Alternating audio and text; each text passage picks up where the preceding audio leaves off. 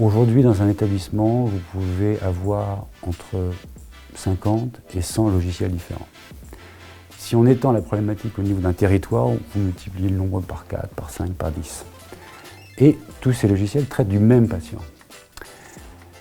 Ne pas être capable de synchroniser ces logiciels sur l'information du patient est une catastrophe humaine et même médicale finalement. Donc c'est un enjeu qui est au cœur du projet de prise en charge du parcours patient entre des acteurs qui sont dans des organisations différentes, qui ont des outils différents et qui ont besoin d'avoir la même information sur le patient au même moment. On propose une solution qui a été conçue spécifiquement pour cette problématique et elle fonctionne bien et très bien. Ça, c'est le premier critère indispensable. Et deuxième, c'est un état d'esprit ouvert sur l'interopérabilité, qui est une problématique technique et souvent organisationnelle, humaine, compliquée.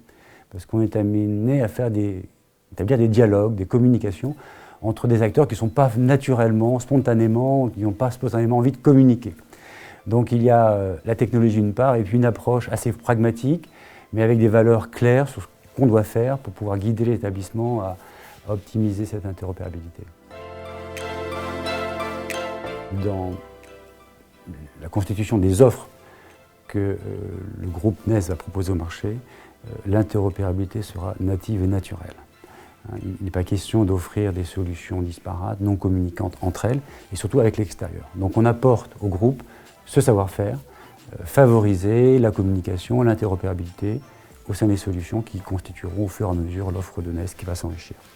Nous, ce qu'elle nous apporte, c'est l'adossement à un grand groupe qui nous donne les moyens de pouvoir investir aussi sur le long terme, nous développer, étendre nos offres, ce qui était difficile d'envisager une structure plus petite. Toujours dans ces domaines de l'interopérabilité, il y a beaucoup de choses encore à faire, il y a plein de nouveaux enjeux qui arrivent sur le marché, les objets connectés, le partage d'informations cliniques, des communications nouvelles et renforcées qui ont besoin d'être accompagnées par des investissements. Ça, c'est un des leviers que nous apporte NES aujourd'hui.